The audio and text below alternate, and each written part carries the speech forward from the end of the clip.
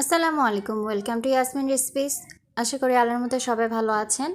আলু দিয়ে খুব ইজি একটি নাস্তার রেসিপি আজকে বানাবো। আশা করি সবার ভালো লাগবে। সকালে অথবা বিকেলে আপনারা বানিয়ে খেতে পারেন। আমি এখানে 1 চামচ ইস্ট, 1.5 কাপের মতো ময়দা, স্বাদ মতো লবণ, একটু তেল আর পানি দিয়ে ডো বানিয়ে নেব। আমার চ্যানেলকে সাবস্ক্রাইব করে দিবেন। আমার ফেসবুক পেজ এবং ইনস্টাগ্রাম অ্যাকাউন্ট অবশ্যই ভিজিট করবেন। ডোটা ভালোভাবে মেখে নিতে হবে।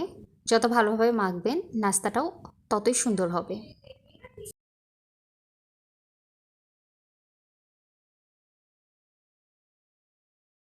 ডো মাখা হয়ে গেছে। বাটিতে আমি এখন একটু তেল দিয়ে ডোটা রেখে দিব 15 মিনিটের জন্য রেস্টে। অন্য একটি ফ্রাই প্যানে তেল এবং পেঁয়াজ কুচি দিয়ে কিছুক্ষণ ভেজে নিব।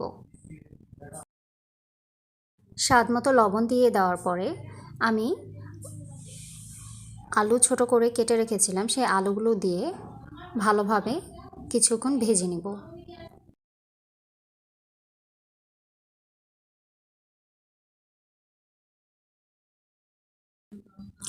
ভাজা হয়ে গেছে আলু। এখন আমি হাফ চামচের মতো এখানে গুঁড়ো ঝাল দিয়ে দিব এবং হাফ চামচের মতো ধনে গুঁড়ো, হাফ চামচের মতো চিলি ফ্লেক্স, হাফ চামচের মতো চাট মশলা দিয়ে সব কিছু একসাথে ভাজবো। 1 চামচ কাঁচামরিচ বাটা দিয়ে দিব, দিয়ে সব কিছু মিশিয়ে নিব। 1 চামচ চিনি দিব, 2 কাপের মতো পানি দিয়ে দেব। এরপরে আমি এখানে হাফ চামচের মতো হলুদ দিয়ে সব কিছু সিদ্ধ করে নিব। আলুটা সিদ্ধ হয়ে গেলে এর মধ্যে ধনেপাতা দিয়ে আমি নামিয়ে নিব। পুরটা এখন আমি একটু ঠান্ডা করতে রেখে দিব একপাশে। আর যে ময়দাটা আমি মেখে রেখেছিলাম সেটা থেকে এখন ছোট ছোট লেচি কেটে নিয়ে আমি রুটি বানিয়ে নিব।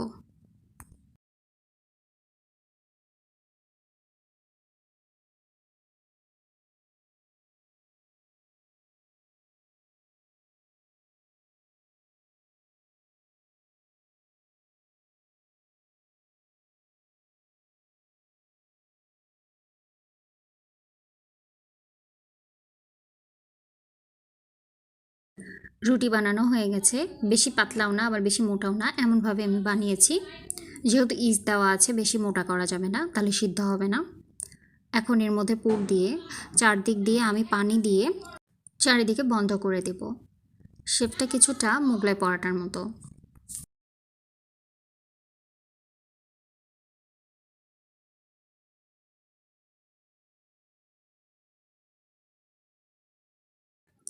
এইভাবে এক এক করে সবগুলো আমি নাস্তা বানিয়ে নিব এবং ফ্রাই প্যানে এটাকে ভাজবো। তো প্রথমে তেল দিব না, হালকাভাবে রুটির মতো আগে ভেজে নিব। ভেজে নেওয়া হয়ে গেলে তারপরে আমি এটাকে তেল দিয়ে ভেজে নিব। ভাজা হয়ে গেছে রুটির মতো। এখন এর মধ্যে তেল দিব। তেল দিয়ে ব্রাউন করে ভেজে নামিয়ে নিব।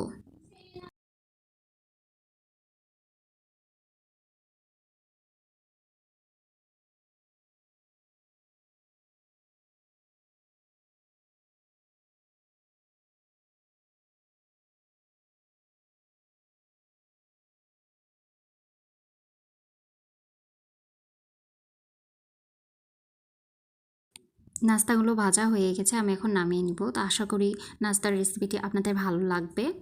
সবাই ট্রাই করবেন, অবশ্যই জানাবেন কেমন হয়েছে।